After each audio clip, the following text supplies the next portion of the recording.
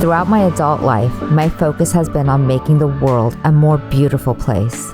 Initially, I pursued this goal as a hairstylist, working on the external appearance of individuals to make them feel more beautiful. However, I wanted more, so I began to shift my focus to helping people make better choices and achieve greater beauty from within.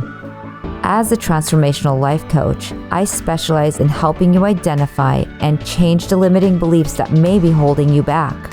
Join me each week as we discuss, interview, teach, and explore the fundamental principles of healthy relationships.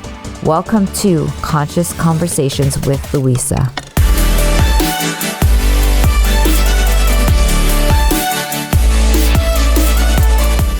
In today's episode of Conscious Conversations with Louisa, I'm speaking with James Burnham. He is an emotional intelligence coach. A lot of us have talked about creating an app. He actually created an app, and it's a beautiful one because I've been using it for the last month. I am in awe of someone who behind the scenes, you hear what you hear about people, right? Like, I know that you got divorced in the last few years. I know you had a hard time. I know a lot has happened in your life. So you could have really had a phenomenal excuse to be like, you know what, life just sucks. And I'm just going to use that phenomenal story to be right about life sucking. And I'm going to sit in the corner and bitch about stuff. And instead of doing that, you have really stepped into such powerful leadership. So I cannot wait to hear your story, how it all began, and welcome. And let's get to know you. Well, thank you. That's a very lovely introduction. I appreciate that. It's been a real adventure, as everyone's life is, and that's the reality, right? I don't think there's probably a single person that's going to be on this call that has not got some turmoil in their life that is impacting their ability to perform. So I think that's what happens. You know, there's the impact of like that being part of all of our stories. And then that happens. How were you able to be in the space of things not being great? And what did that not great look like? And how were you able to get out of that story to create something new? That's a great question. I think we all get hit with devastating things in our lives. And my divorce was precipitated, really. I was coaching. I was working at a refinery. And this is pretty personal stuff, but I was working in a refinery, coaching a bunch of men on how to talk to the COO about stuff that was going on. He would come with plans for what they needed to do. He'd present them. The guys would all acknowledge it. And then he'd leave the room, and then they'd all bitch about the fact that what he was doing was stupid and wrong. And they wouldn't tell him when he was asking. And so I'm coaching these guys. I'm saying, you have to step up and speak your truth, because if you don't, then you can't be heard. And we can kill people in this refinery if we do things wrong. So it's imperative. And their answers were, and this was a region where they'd hired guys out of high school. So it was a very kind of incestuous company, small town people, always lived in one space. And I said, if they don't hear you here, if they don't like you, go get a job somewhere else and leave. Like, you don't want to work for a place that won't let you express your truth and be promoted for it or supported in it. And they were all scared to do it because they thought they'd get fired or demoted or not able to do whatever they needed to do. And I kept demonstrating that it wasn't. And I'm driving home one day thinking to myself, why are these men such cowards, and why am I so brave? Right? In my hubris, I'm sitting there thinking this. And I began to think about, I would just quit if I had this situation. But I've lived in 4 countries, 7 states, several provinces, 37 cities. Moving for me is not an issue. But these men, it was their whole life that they were thinking of giving up. And the terror of it, of losing it all, was overwhelming. And I realized in my own marriage, I had things that I would have been hiding from my spouse, because I was worried that if she knew them about me, my marriage would end. And I thought, there's apples to apples. And whenever I'm coaching somebody, if I'm telling you something that I know is true and you're not responding, the first place I look is at me. What am I in my life doing that doesn't resonate with the truth that I'm telling you? Because you're not listening to me. And after I get over my ego, which tells me I'm awesome, I'm clearly able to see that, oh yeah, I'm just like them. I'm scared, right? And so I hired a therapist and began to work on that with my ex.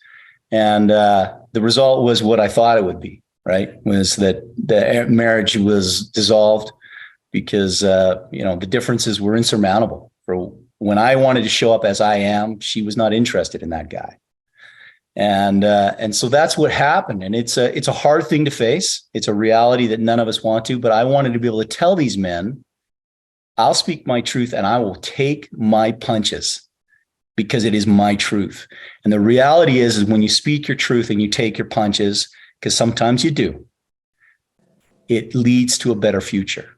It leads to a place where you get to show up and be real and be accepted for who you are. And that is the essence of how you build your self-worth. You do not build your self-worth by getting acceptance through posing. And so it transformed me. That whole process of doing it kind of transformed me. And I began to realize that this was the essence of coaching to these guys, was this emotional capacity to face their fear and to say, your fear is blocking you from actually showing up at your best when we need you to be at your best. And I've got to learn how to teach people how to do this. And so that kind of became the essence of where I was coaching from. Really, I started just specifically at the point of fear. Like, what is it about fear that is keeping you from looking at what must be done? Right. I mean, I'm hearing radical responsibility as being one of the first things that you shared about that, like really having radical responsibility around it. And then hearing the aspect of fear, but like fear has this huge area of the unknown, right? And then you're in it. So is it okay to like talk about a little bit of like when you were in it, what it felt? How long did you feel like you were in it before you were able to shift? Or was it kind of an easy shift because you knew you were powerfully choosing it to move forward? Well, I've dealt with a lot of fear in my life. I've had in physical spaces, fear is not a thing. I'm kind of a daredevil guy. I like to do things that are crazy, that people think are crazy. I'm take calculated risks. I do things that a lot of people wouldn't. So that's a space where I confront fear regularly and I metabolize it to excitement, because fear lives in the amygdala. And how you choose to interpret a situation is how your body will then present to that, right? So you'll either present to that with fear, which is adrenaline, cortisol, your body, your prefrontal cortex shuts down, your body moves to habitual behavior. You do the things that you know you can do in that moment. And it is not a higher functioning place. It is a survival place. But if you move into excitement, you're filled with dopamine, serotonin, you have your blood vessels open, right? So the blood flowing, the heart pumping is accepted. It's not a stressor on you. Your prefrontal cortex is engaged and you're seeing a broader spectrum of patterns and flow and everything about you. So you can now react with creativity and innovation. And that is the difference. But learning to metabolize that and recognize it, having that pause, because our survival mind is the thing we're born with. It's the default mode of our bodies. And so we have to learn to understand what is actually valuable fear. Yeah, because it's going to hit you as fear, right? Oh, I see this. I'm scared. You're ignited. That's the default. But then you have to have that gap within yourself to be able to say, is this a fear that's serving me? Or is this something that I need to run at and change? And meditation became the very thing that allowed me to find that space to make those choices in the places I was weak, along with identifying, first of all, I have some places in my life that I'm very brave, and everyone does. I know people think they're not brave because we have certain perceptions of what bravery is, but bravery crosses all dimensions of everything we do, and all of us act brave in some way. And when you begin to understand the template of your bravery and you place it on on the place of your fear, you have a pathway for how to act. And that opens up your emotional palettes to be able to access all these emotions that we avoid through cultural shame that we say we shouldn't have been looking at over these years. So powerful. So how did all of that open up the door for the app? I mean, that it's pretty huge because a lot of us, we all use apps. Some of us talk about creating an app. You actually did it and it's real in the world. So yeah.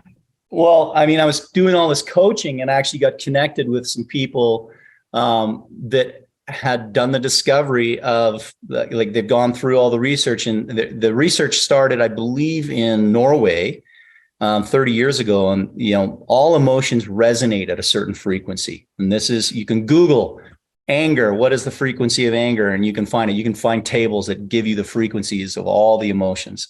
And so we can measure that, right? Everything is energy, everything. And so you can measure the emotions. And that's why when you walk into a room, you can sense, ooh, there's been a fight, or they're laughing about something, or they've been making out. Like you kind of get that feeling, right? You're like, whoa, I walked into something here. We feel that.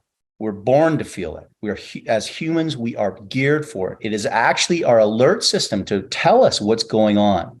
But our culture has suggested, from the time of Plato, our culture has suggested that emotions are things that we must rein in and keep under wraps if we're wanting to react and act in a world that is rational. And in fact, it's not true. We need to give credence to our emotions because they are our natural guidance system. And none of them are bad. They are simply there for you to observe and process and navigate through. And once you get past the fear side of it and the shame and the embarrassment of whatever that emotion is you're feeling, it opens a world of adventure to you that is really exciting. And that's where you're in your greatest space. And all the research shows that your highly emotionally intelligent people are the ones that are performing at the top levels. They're the ones that are creative. They're the ones that are producing under pressure, because fear causes us to retreat. And we see a lot of that in the world we're in right now. I see a lot of people reacting in fear and retreating and getting tribal and reverting back to old things to protect themselves. And it's a sad thing to see. Right. So, sorry, I didn't answer your question. I think you can ask it again, though. So I have a follow-up to that I've been using the app. And so one of the things that it has right from the get-go, which is kind of fun to do, is you count within the amount of time it gives you. Yeah. And then it gives you your emotional intelligence score. And I can't be the only one who tried to do it differently to see if I could pull a different number each time. Yeah, I've tried to break it too. So let's talk about that. Like, how did that? So those frequencies are measured through your vocal cords. All of your emotions are expressed through your vocal cords. And at MIT 10 years ago, they did a study where they actually sat people in a room and they talk into a microphone, and they discovered that they could get a more accurate reading of your emotional palette from a recording of your vocal cords than they could from a therapist who was trained to observe you and figure it out. And it's a powerful thing because really more than 80% of people don't fully understand their emotions because we have been taught not to. We have been taught to avoid them. And so we're not capable of engaging. Our emotions, our brains are our thoughts, which are processing. When you're feeling something in your body, that's your emotional response. And then your nervous system, Joe Dispenza talks about this, then picks up that response, that emotional response, and it goes up your spine to your brain, and then your brain interprets that, right? And so what needs to happen is, in order for you to really get to the first stages of the signal of your body, it's the emotional place that you got to go to. And that's not in your head. Your head is what is blocking you from feeling. And so we got to get out of our head, drop into our body, and see where that sits. And there's wisdom in those emotions that will tell you things that you cannot see otherwise. But the cool thing with the app is, in 15 seconds, when you check in, it gives you your whole emotional palette. And you get to see, oh my gosh, I'm scared to death. And frankly, almost everyone that does it, I get these calls from people that use it, and they're like, but I'm not scared. I'm not scared at all. And I'll say, okay, Quit thinking about it and get into your body. And imagine where you can feel this in your body. And then they all are like, oh my gosh, there it is, right? And that's what happens. It's really astonishing how little we pay attention to what our bodies are telling us when it comes to emotions. You break a bone, you're going to take care of that bone. You're going to listen to it. You're going to protect it. But you're scared or you're angry or you're sad or you're lonely. Well, those aren't inappropriate emotions. I'm not going to deal with those. I'm going to push those aside. That's kind of our cultural trend. And this app illuminates that. Right. I think anger is one of the ones that is probably the hardest to deal with because like it doesn't seem okay to be angry. You just want to be that person. So how does one like see that on their chart and then work through it? How do you deal with it? So there's lots of methods to do that. Meditation is one of them. But really the first step that I try to teach people is to get out of your head. When you look at what the reading is, right? Mm-hmm. I think we did this together, but I do this all the time. I'll look at my reading. And now what I do, because I've been doing it so long, is I actually will try to anticipate what I'm going to see before. I get out of my head, I drop into my body. I try to feel, I can locate in my body where I carry sadness. I carry that in my throat, and I carry that kind of in the middle of my chest and behind my heart. And I carry anger in my head and in my shoulders and in my gut. And I carry fear. Fear is something that kind of emanates about, it feels like it's outside of my chest over here is what it feels like. So I know where these things reside for me now. And so I try to tune into that. And as I tune into it and then I look, I compare with what the reading is on the app, and it has informed me and taught me where I carry these things in my body. So I can pretty much tell you with fairly good accuracy what I'm feeling before I even check in. That's pretty powerful. Yeah. And what happens though, so here's an example of what happens. When you do that, when you recognize it, you drop in, you feel it, it's been acknowledged. It's like a child tapping on your leg saying, daddy, daddy, daddy, daddy. And if you ignore that kid, within a few minutes, that kid's going to be screaming on the floor, yelling for help, right? Or whatever it is. And now it's a disruptive issue. And that's what happens. And that's what we see all the time. People, the triggers that we have when people are triggered and lashing out and these crazy responses, that is because they're dealing with emotions that they have not acknowledged in their lives. It's not the thing that's happening in front of them that's creating that response. It's the things that have happened that they've ignored in the past that are now bleeding into this situation in front of them. And when you touch the emotions, acknowledge them, they dissipate and they leave you capable of being far more adroit in difficult situations, adaptable, capable of nuance and discovery and curiosity versus reactive anger, frustration, sadness, like those triggers are all a response of us ignoring emotions. That is powerful. I could see this being a fun game to play with couples, of like an opportunity to use it to connect. Yeah. Yeah. I use it all the time, actually. So I'll check in first thing in the morning because it's 15 seconds. So I wake up, I'll do my little count for 15 seconds, see what my thing is. And then I'll go and I'll work out. I have a daily workout, and I'll check in, and invariably my affect is greatly improved from working out. After a meditation, it's improved. After hikes, and like there's a number of things you can do. I play music. I do all kinds of things to help. And I also do it when I encounter people that I think are really horrible. And I'll check in, and it will have an impact. My empathy will drop. Things like that. It's just like, wow, this person's taxing me. And you begin to really understand how much emotion impacts the energy of you yourself. And I love it. I think it becomes it teaches you that you have this system is actually residing within your body, but you're just seeing an eyewitness of what it is you have capable within your own reach. Absolutely. I just think like I do this thing called the Destiny Script, and I read it every day. Yeah. And if I'm feeling low in energy, I'll actually just read it out loud again. And within moments, all of my energy shifts because I'm creating something new. My body is having a physical response to being excited about like what I know I'm creating. And it works like this. I'm going to open it up to give everyone else an opportunity to ask you questions. Sorry, I had to grab my dog, but I knew he was either going to make a ton of noise or I was going to hold him like a baby. Yeah, so, like an emotion.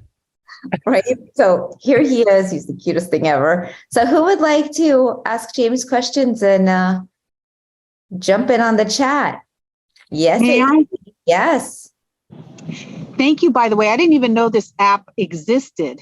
This is awesome. I'm sorry. Yeah, cool. I'm late to the game, but I'm like, what app is this? Where can I get it? And is there a teenager's version? So the version it works. I have a lot of actually mothers that have given it to their kids in school. And I'm using it with a woman that's doing her PhD on teaching kids how to identify emotions. But you can go to my website, jamesgburnham.com. And you can download the app there. And right now I am offering everyone that signs up. I'm giving everyone that signs up for the next like month or so a free one-on-one coaching call. I'll teach you how to engage the app. I also have a Facebook group that you can join because really the essence of this is not just seeing it, because it can overwhelm you when you see your emotions and you see what your score is. We beat ourselves up. We have an internal judge in us that drives us to say, oh, I'm not good. And it has nothing. Your emotions are not you. They are your alert system. But we have associated them to ourselves so much that we feel badly about it. And then I see people drop off. So what I really want is people to have the support they need to be able to identify these emotions, process them, and let them go. Because it's a powerful thing when you can now recognize, oh, I'm angry. And you can touch that emotion of anger and accept that it's there and then let it dissipate.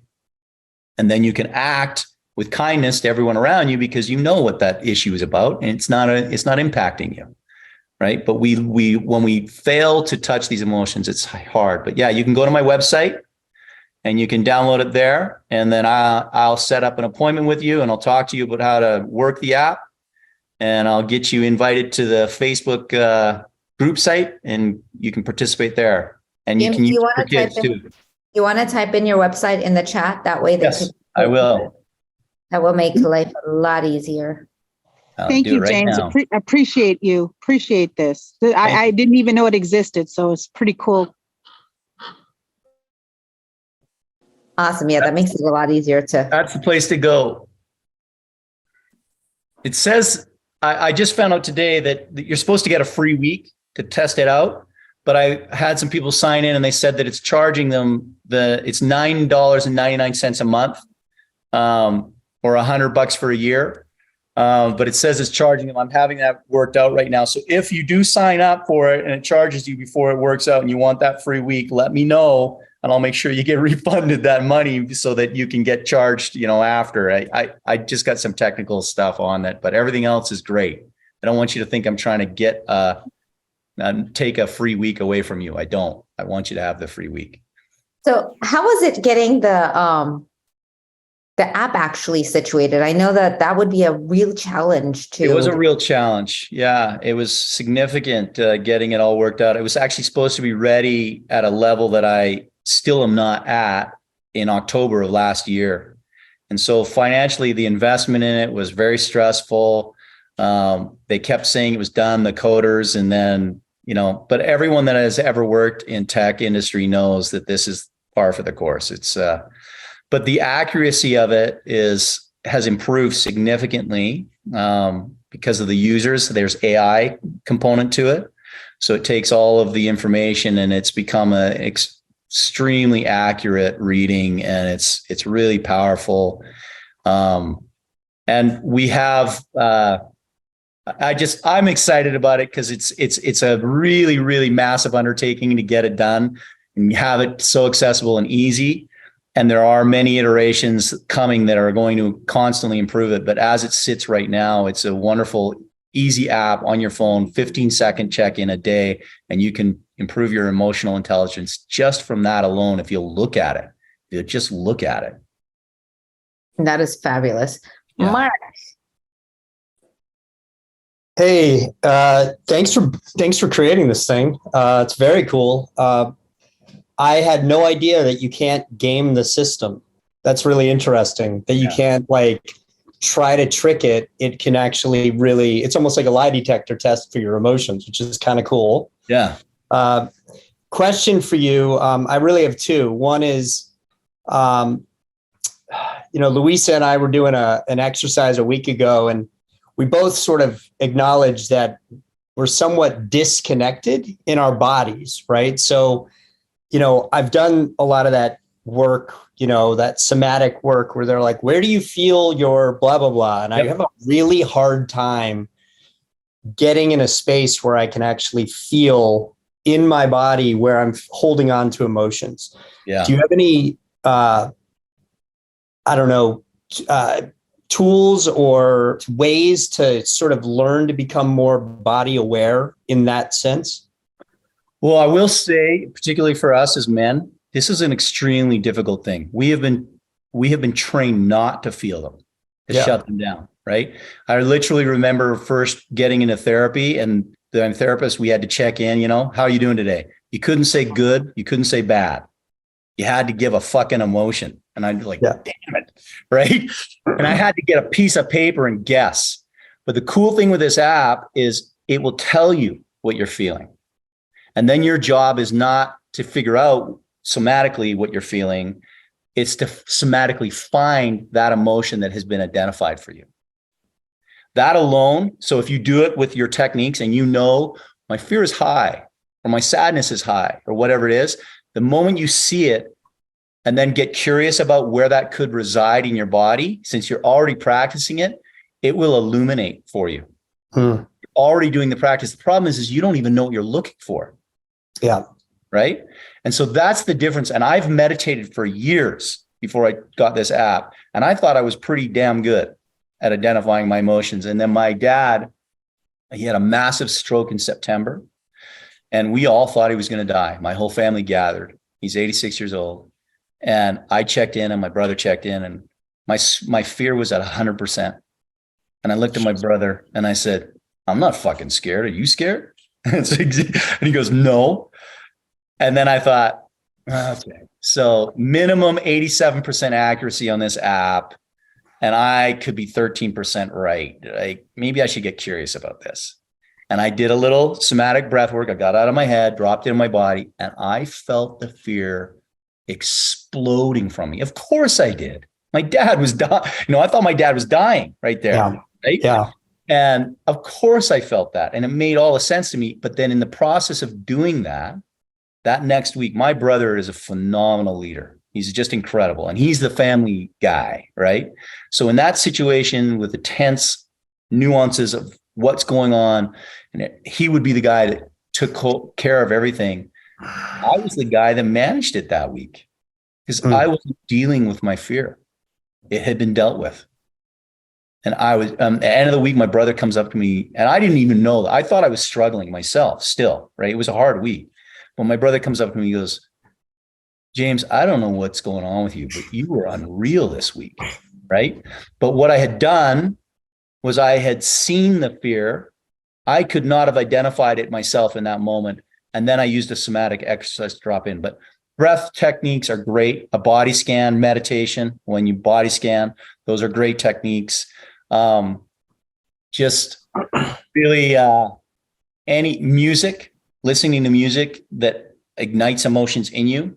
When you begin to hear that, that will guide you to what you're feeling. Those are techniques that I use. Yeah. Hiking, physical activity, right? Those are all good techniques. Awesome. I appreciate it. Yeah. It's interesting because when you say hiking and exercise, hiking and exercise for me is a great way to actually not feel what's going on in my body. Like I can get into exercise and then I don't have to actually be present here. I know that sounds weird, but I was a professional athlete and I just learned how to like go into physical states to ignore what I'm actually experiencing. Stillness is where I have to deal with my shit. But there's a meditative process, right? For you as an athlete, when you get into that rhythm and that you're pushing yourself physically, all of the noise in your life is gone. Right. So in that moment, when the noise of your life is gone, drop into your body. And it will tell you what you need to feel. Yeah. Right? Yeah. So try that. I bet you, I mean, I'm not a professional athlete. I wish I was, but I pretend to be. And so when I'm running in the mountains, right? When I'm running trails, I do a lot of trail running. Love it. I have had deep insights into what's going on. Yeah. No, I guess it never occurred to me because I've always used it as the tool to actually avoid those feelings, because I can make them go away by just starting to exercise, right? You can. But then you're not actually dealing with it or healing or becoming aware of it. You're just going, oh, I don't like that. I'm going to get back to familiarity, which is exercise or whatever, you know? Yeah. So it opens the door, right? But it silences the noise. And so you can be comfortable with the silence. And most of us, like you see high performers, many of them are involved in physical activity because it does silence the noise, right? But then if you want to keep the noise silent and move beyond it, you've got to drop into your body and feel it. Yeah. And I'll tell you, man, I've had times where I was running on my trails and I start weeping like a fucking baby. I'm like running down this trail. And I'm like, holy crap. But I got my best times during that. I ran like some really fast miles in those times. Love it. You know what has really helped me recently is setting an intention before my workout. Yes. And that has been really, really powerful. Instead of just doing the workout, I set a clear intention. And lately it's been guidance. And because I want, when I'm in the zone where you're talking about, like you could just drop in, right? When I'm in there and I've chosen guidance, I ride that wave while I'm there, and then I get incredible downloads. By the time I'm done with my workout, I've solved the world's problems. I'm like, wow. Yeah. So it really does make a huge difference of like anything that I do, my first intention is, where can I go with this? Yeah, thank you so much. In fact, I have a hiking group that I started with my buddy David about a year and a half ago, because we would hike and I would always set an intention before I went hiking, because I had stuff that had built up, you know, with the things I was dealing with. And I'd be like, I don't know where to take this and what to do with it. So I would take it to nature and I look to the world around me with that intent. And I tell you, man, like when you're running in a mountain or you're out in nature or you're working out and you begin to look with intention for answers, your mind will find them. Absolutely. Yeah. Really does. And then all of a sudden all the pieces connect and you're like, wow. Thank you so much. I do that all the time and I didn't even remember. Well, that's the thing. It's like it becomes second nature that this is where we go. And it's the flow that creates the ease. Yeah. Thank you, Mark. Great question. Thank you. Who else would like to ask a question or share?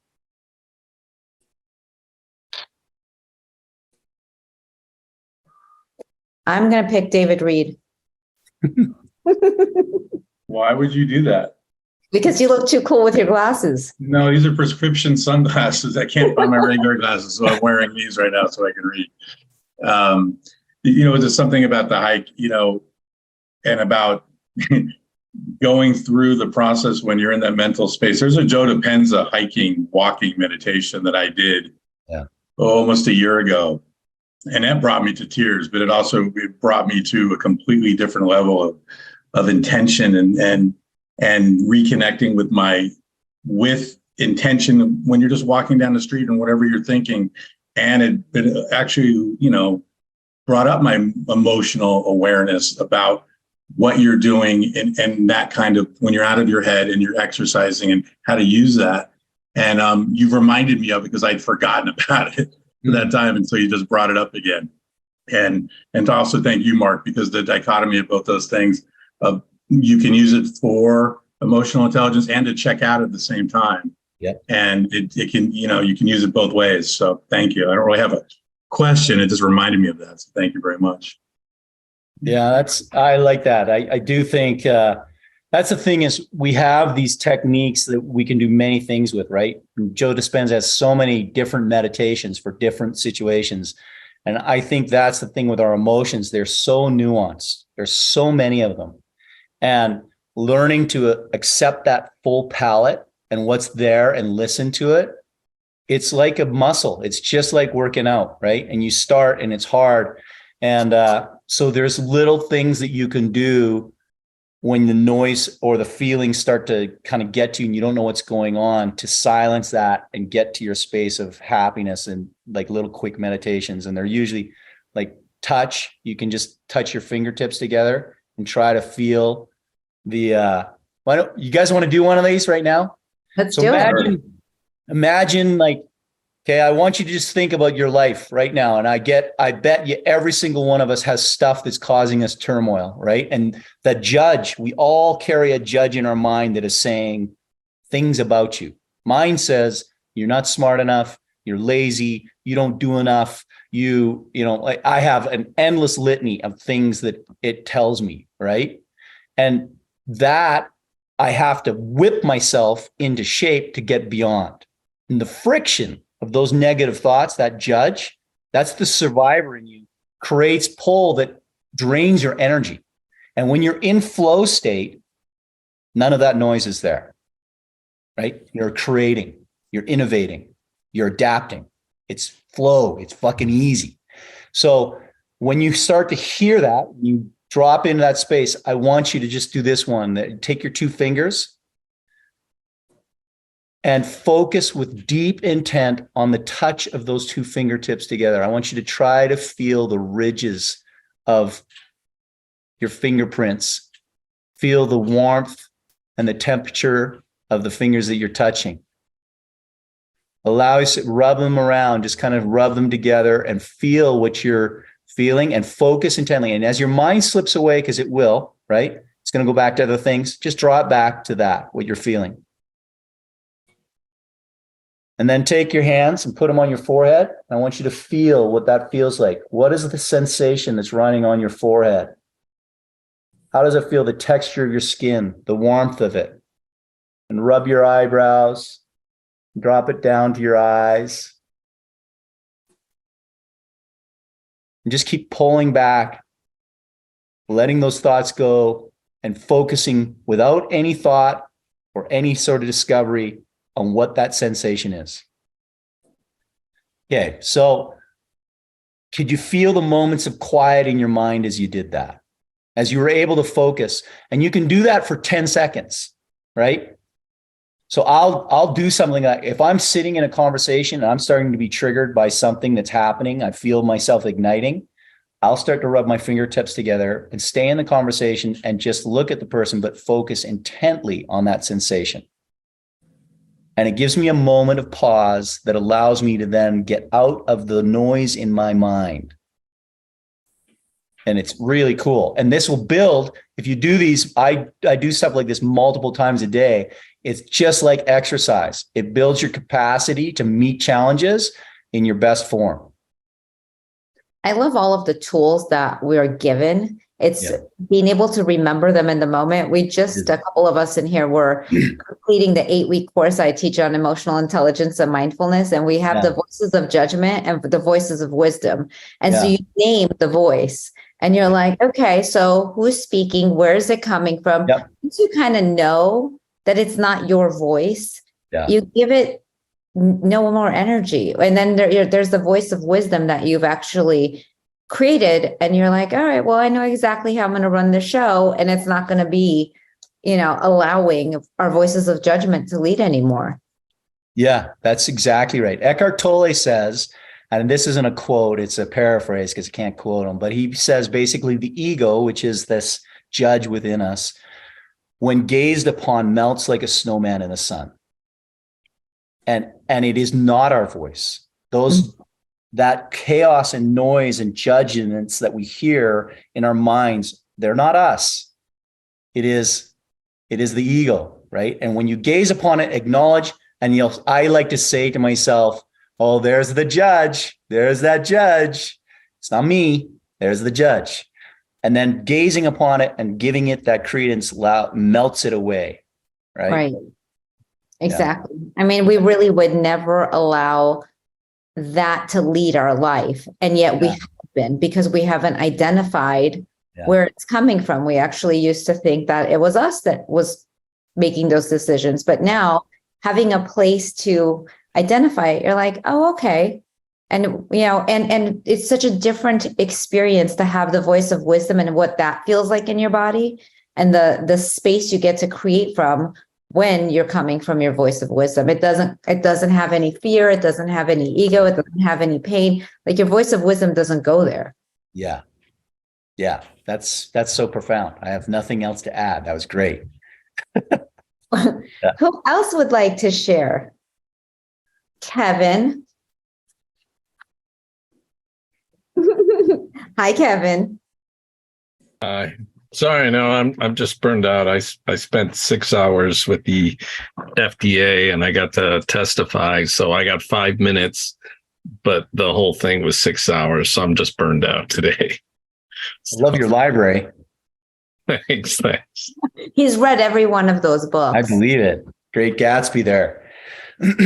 Well, Kevin's okay. Here's what I'm going to ask Kevin. Why don't you introduce yourself and tell us who you are? Because he's pretty awesome, and I just think everybody should know who he is. And I would be okay with just enough of that, Kevin. I'm as she said, my name is Kevin Elwins, and I'm a cybersecurity expert who focuses on protecting critical infrastructure for around the world. Wow.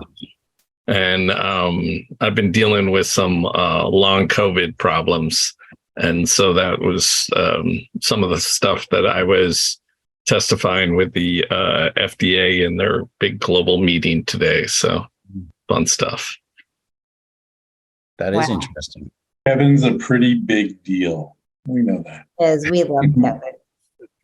Well, yeah. Well, when you're testifying for the FDA, that's no more needs to be said, right? Yeah. Well, we're glad you're here. Like, as spent as you are and however you feel, thank God that you are unstoppable enough to be here with us. So thank you. BJ, would you like to share anything? The emotional intelligence is just a confusion and a very interesting topic, and I don't understand it all. But I'd love to get that app. And is that a point system that's on, or what? The app? No, there's no point system.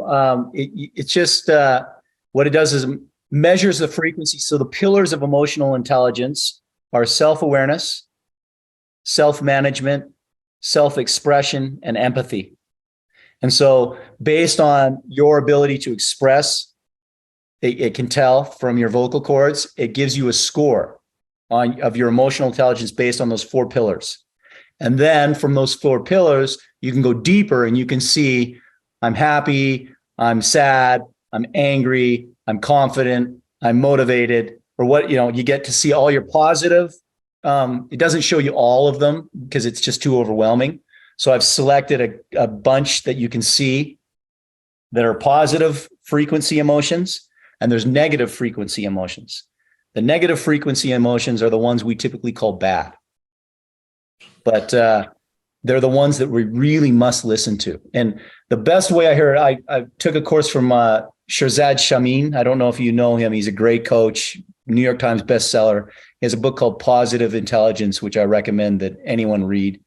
It's powerful. And he says, your negative emotions, when they appear, are like when you put your hand on a stove. It's hot and you pull it away quickly because now you know it's hot. You don't need to leave your hand on that stove and get burned.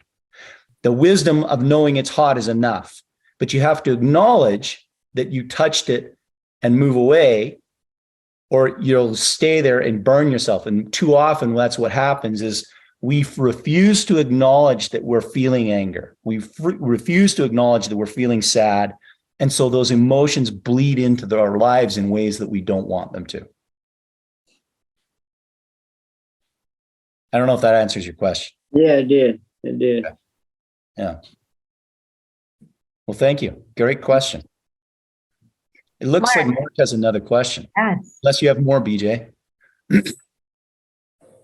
BJ, did you have any more questions? No. Okay, thank you. James, I was just looking at the website, and it talks about how the app actually reads the vibrations of the voice and the emotion, right? So obviously you have some experience around vibration, sound, and cymatics and all this kind of stuff. Yeah. And we're learning more and more about how you can affect water, you can affect matter with emotion. Yeah. Can you share any of your own sort of expert insights in that? Because that, to me, that's fascinating. I mean, that's something that I'm teaching my kids right now, that you can actually do experiments where you take in the house, you can actually come in and take two different objects filled with liquid, and you can badly to one, kids to another, give them hateful, mean words to one and loving, kind ones to the other. And within 2 weeks, the hateful one turns completely like rotten and gross, and the colors, it's wild. It's really wild. Yeah, I can give you one that I'm literally in at this moment. This is really personal, so I'm just going to dump it on you guys, but it's what it is, right? So I've been coaching at a private equity firm, kind of on a retainer for the last 2 years. And the president of the company has some real difficulties. And his behaviors were such that at one point I resigned, and they asked me to come back, so I did. And then I just said, you have to do certain things in order for me to stay. And if you don't maintain that, I'm gone. I won't do this. But it's the majority of my income, right? Because I coach all of their CEOs and I manage one of their companies, and it's a huge part of my income. And I've been trying to build this on the side, but this is my passion. This is what I love to do. And I've been doing it there, so it's been great, but it's my income. And we had an incident 2.5 weeks ago, and I just was like, I'm done. I quit. And the overwhelming judgment, the internal dialogue, I'm going to take it to the words that we speak, right?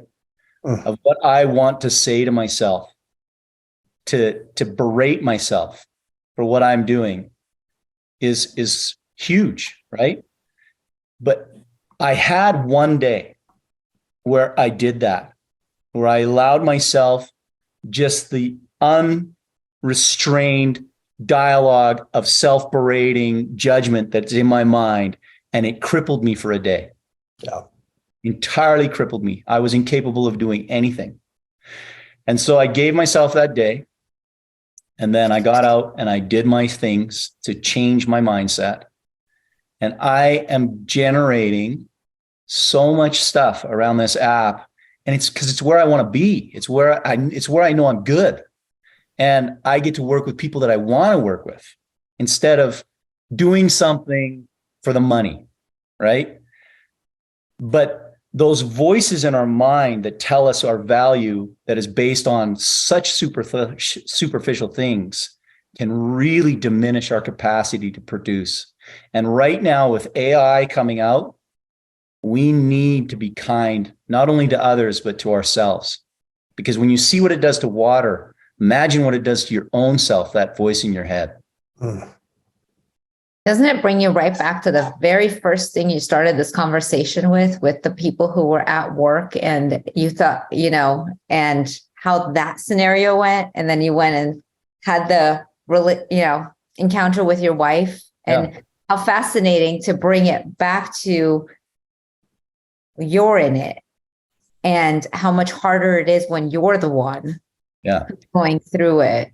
But like, it really does. And I love collecting evidence, because enough times of this working, it builds my nest egg of like believing it. Yeah.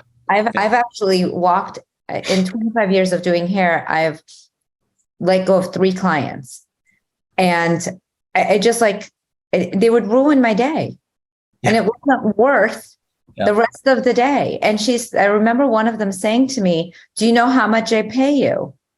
And I was like, "Not enough." Exactly. Exactly. That's what I said. So, and I didn't miss $1 of how much she pays me. No. Because it got replaced instantly because that energy was no longer in my chair. Yeah. So I love that you were able to see that for yourself. And even if it's hard, even if it's uncomfortable, to like know that when you do it, then you get to like be the person who holds space for others. Yeah. Because it is what we're doing. Yeah, that's exactly right. And we're more capable of holding space for others when we begin to hold space for ourselves. Absolutely. And I think so many of it, I mean, we have a culture that breaks. We have a belief that if we let up on the gas pedal in our minds of who what we need to do and all those things, that we will turn into, drunks in the gutter and do nothing and be slothful, right? But the opposite is true. Just like if I was actually teaching my daughter how to water ski. She was, I was super excited about it, right? My kids, I've taught hundreds of people how to water ski. My daughter is like 12 and she's finally like, "Daddy, I want you to teach me how to water ski." I'm like, "Yeah." So I jump in the water, right? I'm with my little girl. I'm giving her all the pointers, the tips, how to get up. And she goes to get up, I got her all in right position. I'm holding her legs and her tips are up on the skis and she says, "Hit it." And they go and her legs splay and she falls flat on her face, right? Of course. And I swim over to her and I say, "Sonny, you did such a good job. I'm so proud of you. And I gave her a list of all these things that she had done right, because she had done so many things right. You let go of the rope. A lot of people don't. They drag themselves. Good job. All these things. And then I said, "So next time, I just want you to think about the pressure of the water and think about it as if it's the floor, because you know how to stand up out of a chair. It's just like that. When you feel the pressure, don't get scared. It's not going to hurt you. Just push against it and stand up next time." Right? So we did this probably for an hour.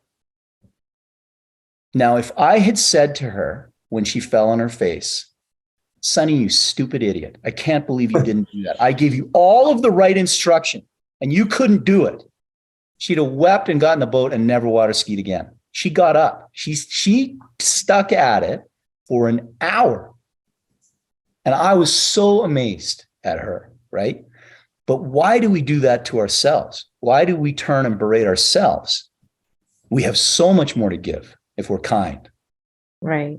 Well, we just have this expectation of what it's supposed to look like. I was actually telling BJ today, so I've been doing these masterminds and the podcast 2 years ago. I had fallen and I had this huge scar on my face. And all of a sudden I'm posting these things on YouTube and I saw the scar on my face and I didn't want to post that one because I don't want to not look perfect. Yeah. And I almost didn't. I literally almost didn't do it because of how I look. And I thought, how sad that the world would really miss out on this interview with this information, with this content, because I only cared about how I looked. Yeah. And it's still going out regardless of a beautiful scar on my face. Beautiful scar on your face. And it just is. Yeah. So, but it took everything I had to be like, I don't look good in it. Oh, well. Yeah. I bet you look great. I bet you it's fine. Right. Again, right. This is the critical nature of ourselves. Yeah. Notice these things, right? You get dressed, you look beautiful, and you're headed out, and what you notice is the little pimple that's starting on your cheek. And the guy that you're going out with is like, "Damn, you look amazing," right? And all you're thinking about is that blemish. We do that to ourselves. We really do. All the And time. what is the hottest thing in the world is confidence. Like people walk into a room, you don't notice anything, and their energy that is so powerful is confidence. And we walk around being like, oh Yeah. my God, right? And but it really, I said something the other day because like even this, right? It's been imperfect action. I had no idea what this was going to turn into. All I knew is I just love connecting with everybody. And I figured it was a playground. So this playground turned into something that I get to continue and have all of you guys to continue playing with.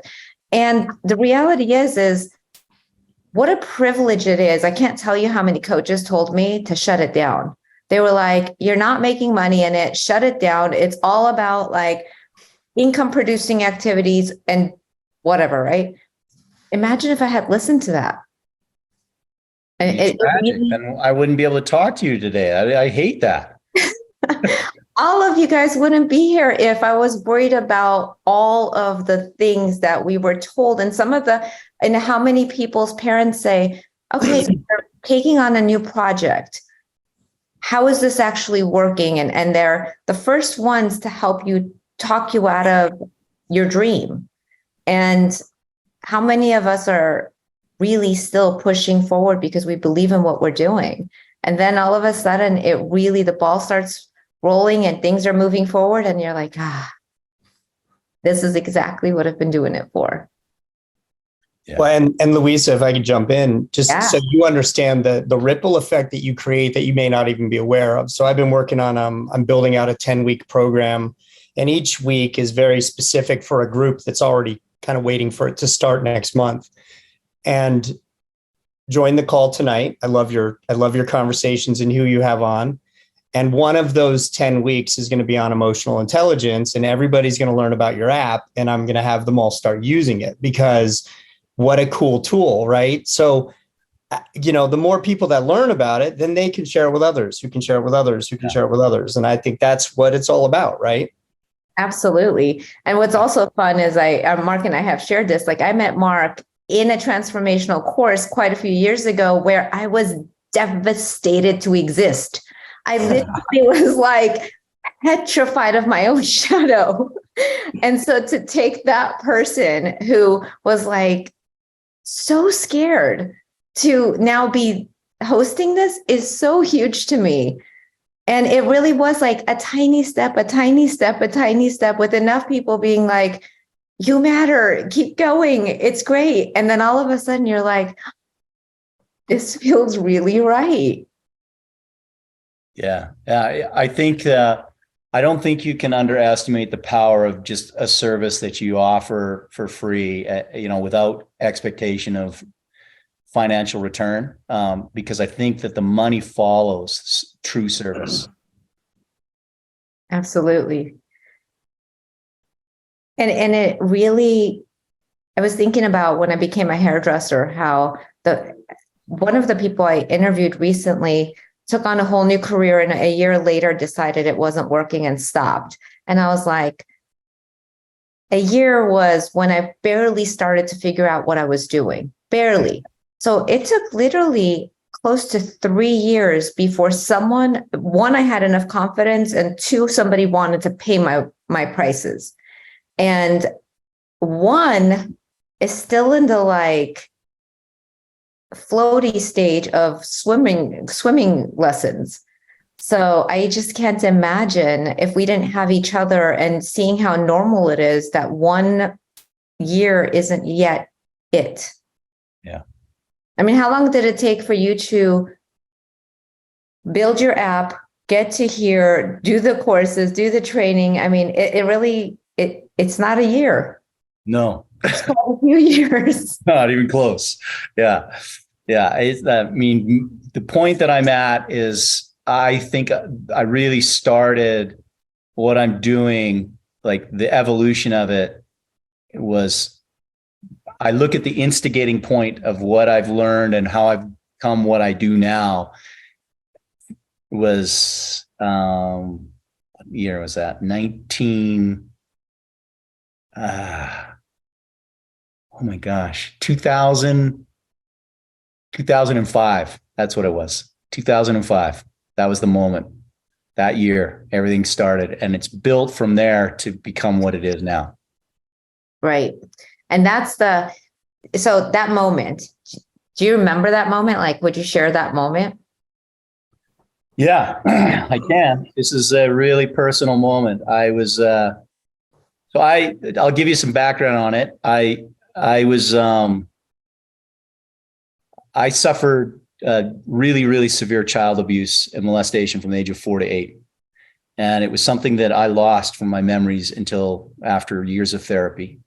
But at the age of 35, I cheated on my ex, and I'll never forget. I walked out the door, and that's part of the reason she divorced me. It wasn't that eventually, but I walked out the door after doing it. I collapsed by my car, and I wanted to kill myself. And I was utterly just disgusted with what I had done, because it's a horrific thing to be disloyal like that. I believe is the epitome of what we don't want, right? And I consider myself a loyal friend, and yet I had done something to my supposedly most intimate partner that was the essence of bad, right? And I couldn't understand what had happened. And I collapsed by my car, and I was ready to kill myself, but I had 2 children at the time, little kids.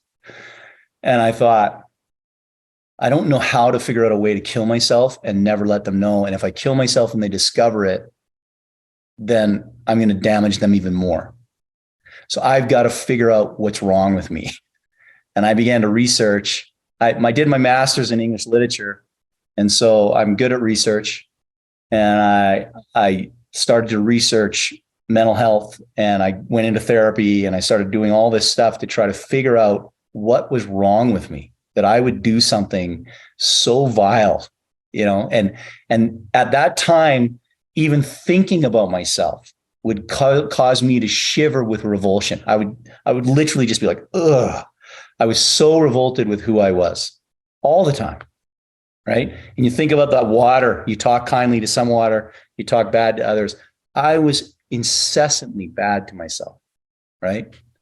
And so that began the process of me beginning to understand all these things and seeking ways to help me perform what I felt I needed to do as just a normal functional human. I didn't feel like a normal functional human. I felt like a broken, horrible individual.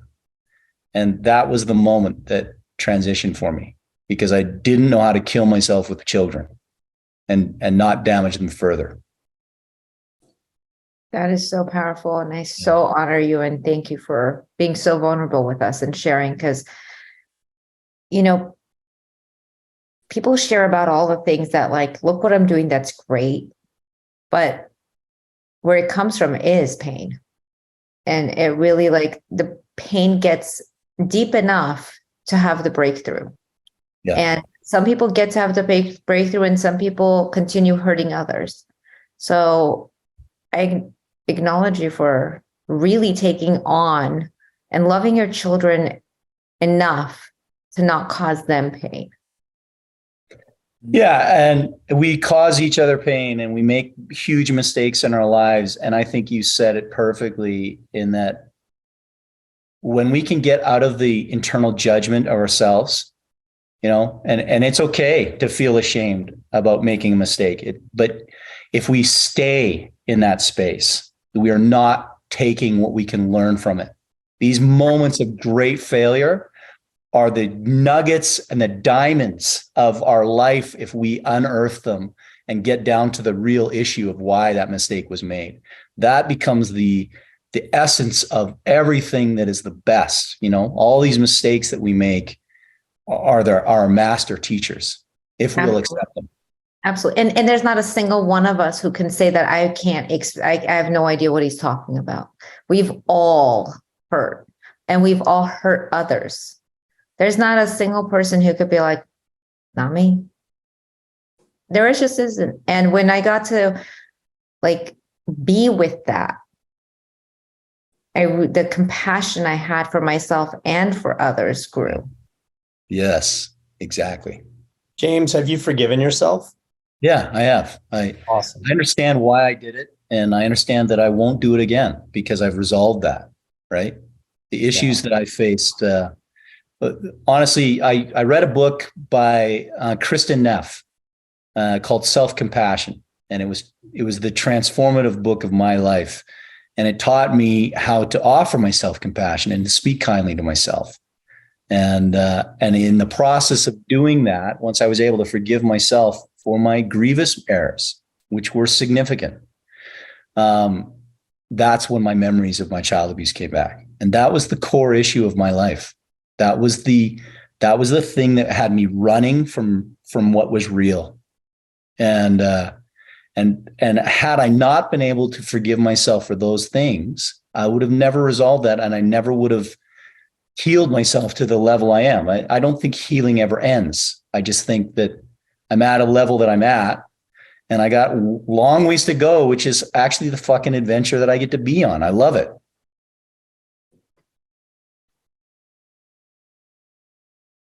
Well, we love that you are, because then we all get to be on it together. Yeah, I'll take you all on adventures. All on it together, and that's the fun part. When Mark and I were doing our class, you get to be in a room with everybody writing that experience together. And so I still remember, like, one of the experiences that I was like, I came in here because I knew something was wrong with me. If I could figure out what's wrong with me, I could fix it, and then I won't have a problem anymore. And as the class kept going, I was like, oh my God, I figured something out. And what I was is all the things that were right with me. I was like, I'm not broken. No. I'm just like everybody else. And I just have fears, and I just have whatever and I was like, I literally came in here to figure out, like, what on earth, why, like, life isn't working for me, and why I'm so scared, and why this and why that. And I'm like, oh my God. Yeah. And then to have everybody celebrate with you, to watch everybody care enough to celebrate with you your successes. That's why this means so much to me. Every single time we all are on here, and every time we celebrate another person being on here, it's another opportunity to, like, see another shining star that gets to be celebrated, and all of us along with it. Like, you're here, but we're all in here with you. You know what I mean? Like, we are all here together. And it goes back to your radical responsibility from the beginning. You know, when something's not working, radical responsibility. When something's working, still, it's all the same level. So when you're winning, we're all winning with you. Yeah, I agree. I think that there's the idea of winning and losing is effective in sports because there is a loser in a game, and I want there to be a loser in a game. But in life, we get to all win. We really do. It's a different game, and we win more when everyone's winning. That's for sure. That is for sure. Anyone have any burning desires to connect and say anything before we call it a night? I just have a quick question. James, where are you based out of? I'm in California, so I'm just asking.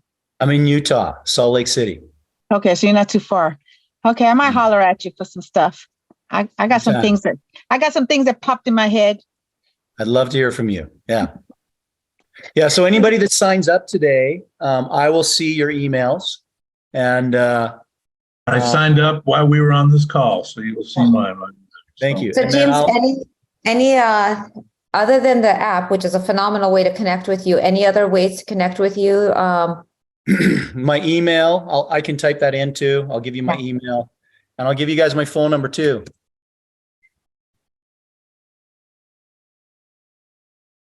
There's my email, and my phone number is 801-694-4546. I will make sure when this is going onto YouTube, it gets edited out so the whole world doesn't have access to your phone number. They're going to be like, so James. Yeah.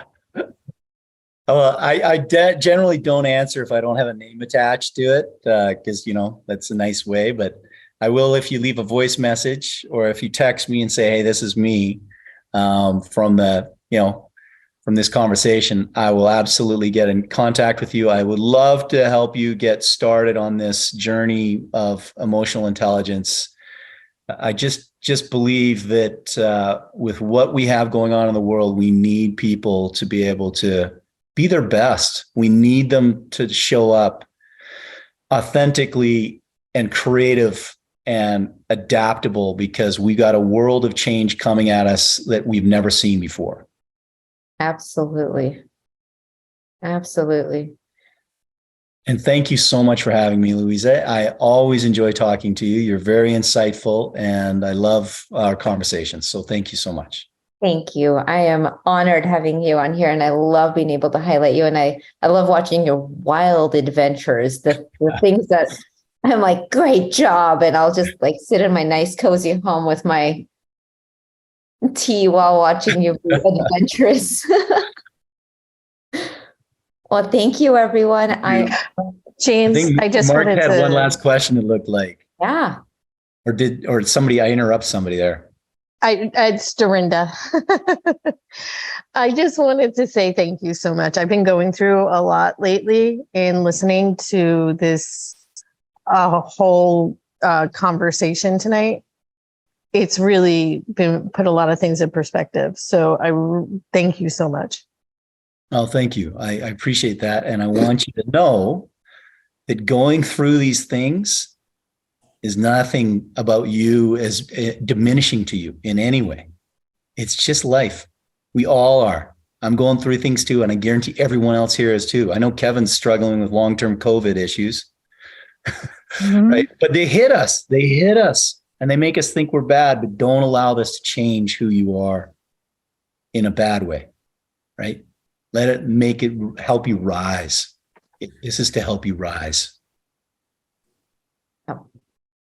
Great show. Thank you. Thank you.